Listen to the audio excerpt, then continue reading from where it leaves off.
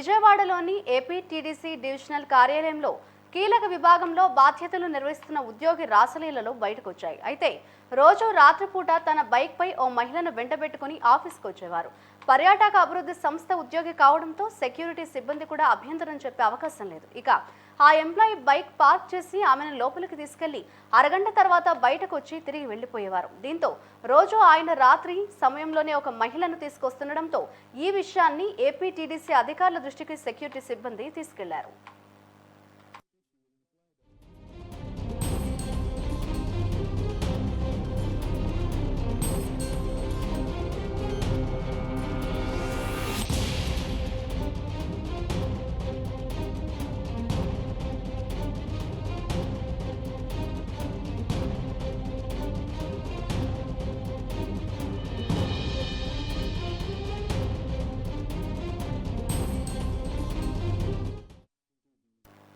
అసలేం జరుగుతుందో తెలుసుకోవడానికి అధికారులు సీసీటీవీ ఫుటేజ్ని చూశారు. దీంతో ఆ ఉద్యోగి అసలు భాగోతం బయటపడింది. కాగా డివిజన్ కార్యాలయంలోనే సదరు ఉద్యోగి రాసలీలలు చేయడంతో ఉన్నతాధికారులు విచారణకు ఆదేశించారు. అలాగే సదరు మహిళతో సన్నిహితంగా ఉన్న ఫోటో ఆయన వాట్సాప్ స్టేటస్లో పెట్టుకోవడంతో అతడి రాసలీలను ఆయనే బయట పెట్టుకున్నట్లు అయింది.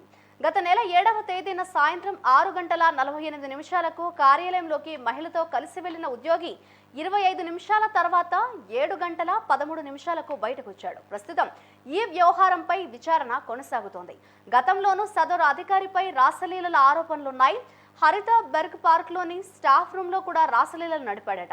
పార్క్కి వాకింగ్ కోసం వచ్చిన మహిళను స్టాఫ్ రూమ్లోకి తీసుకెళ్తున్నట్లు ఉద్యోగిపై ఆరోపణలున్నాయి.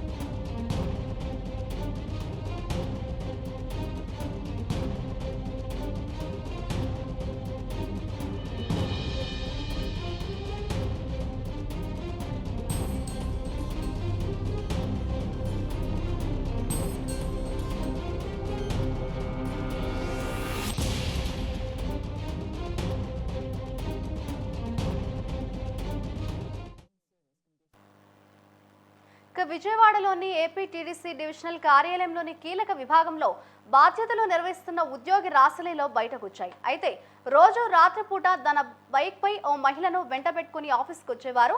పర్యాటక అభివృద్ధి సంస్థ ఉద్యోగి కావడంతో సెక్యూరిటీ సిబ్బంది కూడా అభ్యంతరం చెప్పే అవకాశం లేదు. ఇక ఆ ఎంప్లాయీ బైక్ పార్క్ చేసి ఆమెను లోపలికి తీసుకెళ్లి అరగంట తర్వాత బయటకు వచ్చి తిరిగి వెళ్లిపోయేవారు. దీంతో రోజు ఆయన రాత్రి సమయంలోనే ఓ మహిళను తీసుకొస్తుండటంతో ఈ విషయాన్ని ఏపీ టీడీసీ అధికారుల దృష్టికి సెక్యూరిటీ సిబ్బంది తీసుకెళ్లారు. ఇదే అంశంపై మరింత సమాచారాన్ని మా ప్రతినిధి శాంతారావు అందిస్తారు. శాంతారావు, చెప్పండి, ఆ ఉద్యోగికి సంబంధించి అయితే అధికారులు అయితే విచారణకైతే ఆదేశించినట్లుగా తెలుస్తోంది. దీనికి సంబంధించిన డీటెయిల్స్ ఏంటి అండ్ ఈ విషయానికి సంబంధించి ఆ ఉద్యోగ వర్షన్ ఏంటి? Okay, right Madhuri. Vijayawada Bandar road లో దారుణం చోటు చేసుకుందని కూడా చెప్పుకోవచ్చు. అయితే దీనికి సంబంధించి ఒక ప్రభుత్వ ఉద్యోగి కార్యాలయం రాసలీలగా చేస్తూ ఉన్నాడు. అయితే ఆ ఉద్యోగి ఏపీటీడీ ఎంప్లాయీగా కూడా పనిచేస్తున్నారని కూడా చెప్పుకోవచ్చు. అయితే అతను కొన్ని రోజుల క్రితం నుంచి ఆ యొక్క మహిళతో అక్రమ సంబంధం కూడా నడిపిస్తున్నట్టుగా కూడా సమాచారం అయితే మనకుంది. అయితే ఆ యొక్క కార్యాలయంలో ఉదయం పూట నుంచి కూడా సాయంత్రం నుంచి కూడా అతని పనితీరు అయితే మారటం లేదు. గతంలో అతని పైన అనేక ఫిర్యాదులు ఇచ్చినప్పటికీ కూడా అతని యొక్క విధానం కూడా మారట్లేదు. కొంతమంది సెక్యూరిటీ సిబ్బంది దీనికి సంబంధించి కంప్లైంట్లు అయితే ఆల్రెడీ ఇచ్చారు ఉన్నతాధికారులకి. ఇచ్చినప్పటికి కూడా అతని యొక్క పద్ధతి అయితే ఏమాత్రం కూడా మార్చుకున్నటువంటి పరిస్థితి అయితే లేదు. దీనికి సంబంధించి అయితే లేట్ గా ఈ విషయం ఏంటంటే లేట్ గా కొంచెం వెలుగులోకి వచ్చింది. ఏప్రిల్ 7వ తారీఖున సాయంత్రం 6 గంటలకు అతను ఆఫీస్ కు వెళ్ళినటువంటి ఒక ఉద్యోగిపై ఎవరైతే మహిళా ఉద్యోగి ఉన్నారో ఆమె పైన అంటే రూట్ గా బిహేవ్ చేశాడు. అయితే దీనికి సంబంధించి ఈ విషయం ఏంటంటే కొంచెం లేట్ గా వెలుగులోకి వచ్చింది. అదే విధంగా కొంతమంది మహిళలు ఎవరైతే హరిత బెర్ము పార్క్ ఏదైతే ఉందో అక్కడికి సంబంధించి కొంతమంది ఉద్యోగులు కూడా వాకింగ్ వస్తుంటే వాళ్ళ పట్ల కూడా అతను దురుసుగా ప్రవర్తిస్తున్నటువంటి సందర్భాలు అయితే ఉన్నాయి. దీనికి సంబంధించి అక్కడ ఉన్నటువంటి సెక్యూరిటీ కూడా అనేక సార్లు ఉన్నతాధికారుల దృష్టికి తీసుకెళ్లినా కూడా అతని పైన ఎటువంటి చర్యలు అయితే తీసుకోలేదు అని చెప్పుకోవచ్చు మాధురి. అయితే ఇదివరకు కూడా అతనిపై రాసలీల ఆరోపణలు ఉన్న నేపథ్యంలో అధికారులు ఎటువంటి విచారణ కావచ్చు, ఎటువంటి చర్య తీసుకునే అవకాశం ఉంది విచారణ తర్వాత అని అనుకోవచ్చు అంటారు శాంతారావు? అంటే దీనికి సంబంధించి గతంలోనే కొంత సెక్యూరిటీ సిబ్బంది కూడా అతని మీద కంప్లైంట్ చేశారు. అయితే ఒక స్టాఫ్ ను కూడా ఇట్లా చేయటం అతను కరెక్ట్ కాదని చెప్పేసి అనేక పలుమార్లు కూడా అతని పైన ఆరోపణలు అయితే ఉన్నాయి. ఉన్నప్పటికీ కూడా ఉన్నతాధికారుల దృష్టికి తీసుకెళ్ళినా ఇతని మీద చర్యలు అయితే ఏం తీసుకోలేదు ఇప్పటికి కూడా.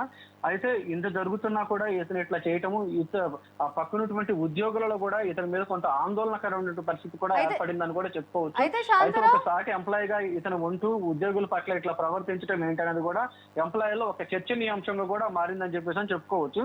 అయితే చాలా సార్లు అంటే ఒకసారి కాదు, 2 సార్లు కాదు, అనేక సార్లు కూడా ఇతను అదే విధంగా చేయటం వల్ల ఇతని మీద అనేక ఫిర్యాదులు చేశారు ఉన్నతాధికారులకు. చేసినప్పుడు కూడా ఉన్నతాధికారులు అతన్ని చూసి చూడనట్టుగా కూడా వదిలేస్తా ఉన్నారు. ఇప్పటికైనా ఇలాంటి వారిపైన ఉన్నతాధికారులు చర్యలు తీసుకోకపోతే మహిళలకి స్వేచ్ఛ అనేది ఉండదు, మహిళలకి సెక్యూరిటీ అనేది కూడా ఉండదని కూడా చెప్పుకోవచ్చు. అయితే ఇటువంటి ఆరోపణలు ఉన్నాయి, అలాగే సీసీటీవీ ఫుటేజ్ దృశ్యాలు కూడా అటు అధికారులు అయితే చూశారు. ఇంకా అతనిపై చర్యలు తీసుకోకపోవడాన్ని మనం ఏ విధంగా చూడొచ్చు అంటే ఎన్ని రోజుల లోపల అతనిపై చర్యలు తీసుకునే అవకాశం ఉంది? అలాగే ఈ వ్యవహారానికి సంబంధించి అటు ఏపీటీడీసీ అతని కార్యాలయంలో కొలీగ్స్ కావచ్చు, అలాగే సెక్యూరిటీ సిబ్బంది ఏమంటున్నారు శాంతారావు? అంటే దీనికి సంబంధించి పోలీస్ అధికారుల వరకు అయితే ఇది వెళ్ళలేదు. ఇప్పటికి ఏంటంటే ఉన్నతాధికారులు ఎవరైతే ఉన్నారో వాళ్ళ దృష్టి వరకు వెళ్ళింది కానీ ఇది పెద్ద స్థాయిలో అయితే వేయలేదు. అంటే ఉన్నతాధికారులతో అతను కొన్నటువంటి సంబంధాలు ఏవైతే ఉన్నాయో వాటి వల్ల కూడా ఇతని మీద చర్యలు తీసుకోకపోవడానికి కూడా ప్రధాన కారణంగా కూడా చెప్పుకోవచ్చు. ఇక్కడ అంటే ఒక ఎంప్లాయీ తప్పు చేసినప్పుడు ఉన్నతాధికారులు ఎవరైతే ఉన్నారో అతనికి పనిష్మెంట్ ఇవ్వాలా, లేదా అతని నుంచి విధుల నుంచి అతన్ని తప్పించడమో ఏదో ఒకటి చేయాలి. కానీ ఇక్కడ ఉన్నతాధికారులు అతన్ని సపోర్ట్ చేస్తున్నారంటే సో వాళ్ళకి వీళ్ళకున్నటువంటి సంబంధం ఏంటంటే దానివల్ల కూడా ఇతని మీద చర్యలు తీసుకోలేకపోతున్నారని కూడా మనం చెప్పుకోవచ్చు. అయితే ప్రధానంగా ఏంటంటే అతను చేస్తున్నటువంటి తప్పులు ఏవైతే ఉన్నాయో అవి మహిళల మీద ఈ విధంగా చేయటము ఒకరైతే అనుకోవచ్చు. దాదాపుగా చాలా మందిని కూడా గతంలో అతను ఈ విధంగానే చేశారు.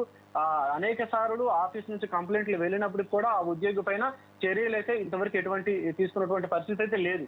అయితే ఇలా తీసుకోకపోవడం వల్ల అతను ఉన్నటువంటి ఎంప్లాయీస్ ఎవరైతే ఉన్నారో సాటి ఎంప్లాయీలు కూడా ఇతని మీద కొంత బ్యాడ్ అనేది ఉంది.